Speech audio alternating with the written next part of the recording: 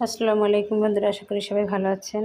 আমি আজ কই মাছ দিয়ে তরকারি দিয়ে রান্না করব। কই মাছগুলি আমি ছোট করে কেটে নিয়েছি। এর মধ্যে হলুদের গুঁড়া, মরিচের গুঁড়া, লবণ মাখিয়ে ভেজে নেব।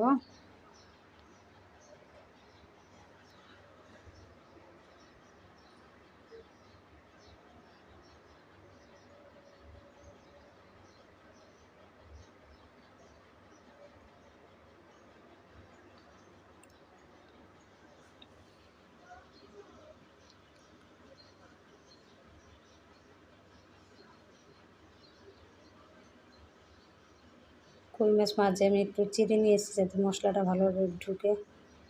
এপিট ওপিট 2 পেটে চিড়ে নিয়েছি। তেল গরম হচ্ছে, এখন তেলের মধ্যে মাছগুলি দিয়ে দেবো।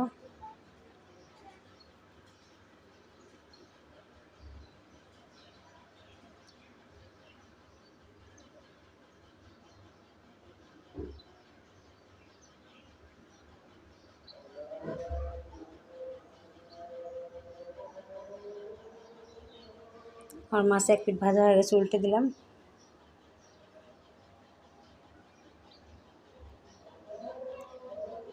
এবার মাছগুলি তুলে নেব।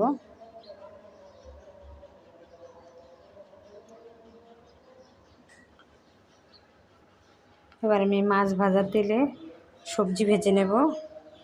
আমি আজকে নানা ধরনের সবজি নিয়েছি। সবজির মধ্যে বেগুন রয়েছে, বরবটি, আলু, ঝিঙে,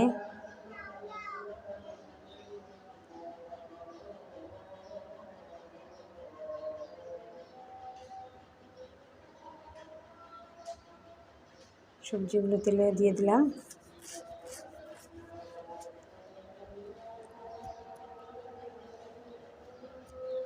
এবার আমি এর মধ্যে একটু লবণ আর হলুদ দিয়ে ভেজে নেব।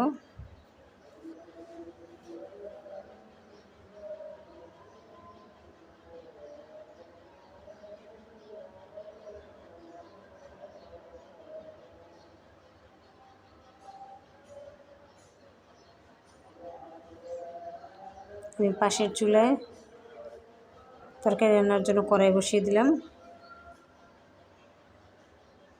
সবজি ভাজা হতে হতে আমি মশলাটা কষে নেব। কড়াইয়ের মধ্যে তেল দিয়ে দিলাম, এর মধ্যে পেঁয়াজ কুচি দিয়ে দেব।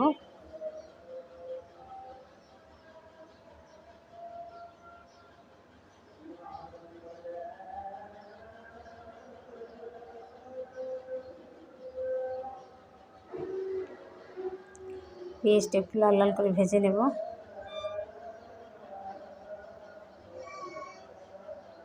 আমার পেঁয়াজ ভাজা হয়ে গেছে। এবার আমি এর মধ্যে মশলা দিয়ে দেব।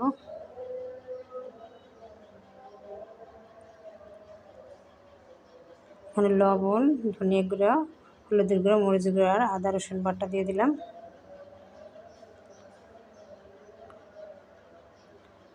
বাটিটা ধুয়ে একটু পানি দিয়ে এখন কষে নেব। মশলা কষানো হয়ে গেছে। এবার আমি পাশের চুলায় যে তরকারি ভেজেছিলাম এটা মশলার মধ্যে দিয়ে দিলাম। তরকারি আমার অর্ধেক সিদ্ধ হয়ে গেছে ভাজাতেই। এবার আমি মশলার সাথে নেড়ে চেড়ে মিশিয়ে দিয়ে গরম পানি দিয়ে দেব।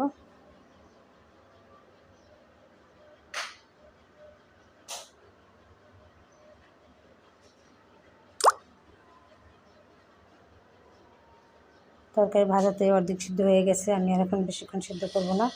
এর মধ্যে ভাজা মাছ দিয়ে দিলাম